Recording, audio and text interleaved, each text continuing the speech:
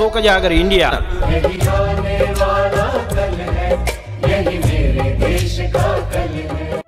एक नया इतिहास लिखेंगे। नमस्कार मित्रांनो, स्वागत आहे आपलं लोक जागर इंडिया या चॅनलवर। मी संयुक्ता देशमुख, थेट दिल्लीवर। आज आपण एका अतिशय महत्त्वाच्या आणि संवेदनशील विषयावर बोलणार आहोत। भारत पाकिस्तान संबंध, मोदीजींचे ताजे निर्णय आणि त्यामागील खरे हेतू। आता नुकताच झालेल्या हल्ल्यानंतर पंतप्रधान नरेंद्र मोदी यांनी काही मोठे निर्णय घेतले आहेत, पण यामागचं नेमकं कारण काय आहे? याचा परिणाम सामान्य माणसावर, देशावर आणि विशेषतः पंजाब आणि काश्मीरवर काय होणार आहे? चला तर या सगळ्यांचा सखोल विश्लेषण करू आणि शेवटी आपण एका ठोस निष्कर्ष पण काढणार आहोत। त्यामुळे हा व्हिडिओ शेवटपर्यंत पहा आणि तुमचं मत आम्हाला कमेंट बॉक्स मध्ये नक्की सांगा।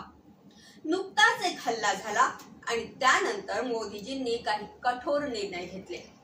यात समाविष्ट आहे पाकिस्तानच्या नागरिकांनी भारत तात्काळ सोडावा आणि त्यांचे राजदूतही परत जावेत, सिंधू जल करार रद्द करायचा आणि अटारी सीमा बंद करायची आणि पाकिस्तान सोबतचा व्यापार थांबवायचा।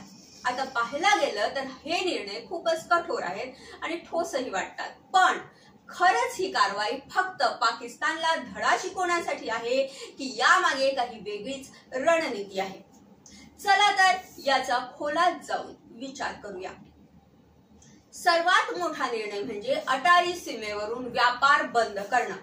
आता तुम्ही म्हणाल यामुळे पाकिस्तानला त्रास होईल आणि त्यांचा व्यापार थांबेल, पण थांबा, हा निर्णय इतका सोपा नाही। अटारी सीमा बंद झाली, पण भारत पाकिस्तान मधला व्यापार पूर्णपणे थांबलाय का? तर नाही। तो गुजरातच्या बंदरावरून होणार आहे आणि गुजरातच्या बंदरावर कोणाचं नियंत्रण आहे? अडाणींचं। हो, अडाणी सध्या पाकिस्तानात 10,000 कोटींची वीज निर्मिती करत आहे। यात अजित डोवाल यांच्या मुलाचाही सहभाग आहे।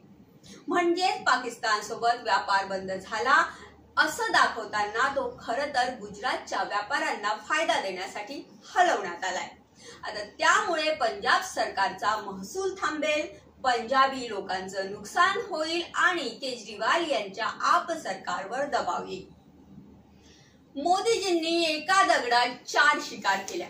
पहिलं पंजाबचं आर्थिक नुकसान, दुसरं आप सरकारला कमजोर करणं आणि तिसरं गुजराती व्यापाऱ्यांना फायदा आणि चौथं सर्वात महत्त्वाचं अडाणी आणि अंबानी यांच्या हितसंबंध सुरक्षित ठेवणं।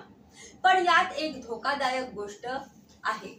जर मोदीजींनी पाकिस्तानला शत्रू राष्ट्र घोषित केलं तर एनिमी प्रॉपर्टी ऍक्ट लागू होईल आणि त्यामुळे भारत आणि पाकिस्तानात मालमत्ता ठेवणाऱ्या अडाणी अंबानी यांची संपत्ती जप्त होऊ शकते आणि म्हणूनच मोदीजींनी हा धोका टाळला आणि पाकिस्तानला शत्रू म्हणायचं टाळलं। आता पुढे जाऊन मोदीजींनी सिंधू आणि झेलम नद्यांचं पाणी बंद करण्याची ही घोषणा केली, पण हा सिंधू जल करार वर्ल्ड बँकेने घडवला होता आणि यावर जवाहरलाल नेहरू यांनी स्वाक्षरी केली होती। जर भारताने हा करार रद्द केला तर उद्या चीन ब्रह्मपुत्र नदीचे पाणी बंद करेल, मग काय होईल? आणि त्यामुळे आंतरराष्ट्रीय पातळीवर भारताची बदनामी होऊ शकते। खरं तर ही घोषणा फक्त लोकांचं लक्ष वळवण्यासाठी आहे। पाण्याचं राजकारण करणं म्हणजे पांडोराचा बॉक्स उघडण्यासारखं आहे आणि मोदीजींना हे चांगलंच माहिती आहे। आता काश्मीर मधील परिस्थितीकडे वळूया। काश्मीरमधून सतत चकामकीच्या बातम्या येत आहेत, पण यातही काही गंभीर गोष्टी आहेत। नुकताच एका हल्ल्यात हरियाणाचा लेफ्टनंट विनय नरवाल याचा मृत्यू झाला। तो सुट्टीवर होता, पण त्याला सैनिक सन्मान देण्यात आला। पण त्याच वेळी हैदराबादच्या IB अधिकारी मनीष रंजन याचा मृत्यू झाला, त्याला कोणताही सन्मान मिळाला नाही। सर्वात धक्कादायक म्हणजे या हल्ल्यात मृतदेहाचं पोस्टमॉर्टम झालं नाही आणि त्यामुळे त्यांच्या कुटुंबियांना विम्याचा लाभ मिळणार नाही। केंद्र सरकारने मृतांच्या कुटुंबांना मदत जाहीर केली नाही, पण उमर अब्दुल्ला यांनी प्रत्येक मृताच्या कुटुंबाला 1 लाख रुपये देण्याची घोषणा केली आहे। आता आणखी एक गंभीर बाब, हल्ल्याच्या व्हिडिओत असं दिसतं की पोलीस पोस्टवर कोणीही नाही आणि ज्या बायका वाचल्या त्यांना सांगण्यात आलं की हल्लेखोरांनी आमचा धर्म विचारला आणि काही लोकांना पॅन्टही काढण्यास सांगितले, पण यात काही खोटं आहे, कारण मृतदेहावर असे कोणतेही पुरावे नाही. आणि त्यामुळे एक प्रश्न उभा राहतो की हे सगळं नियोजित आहे का?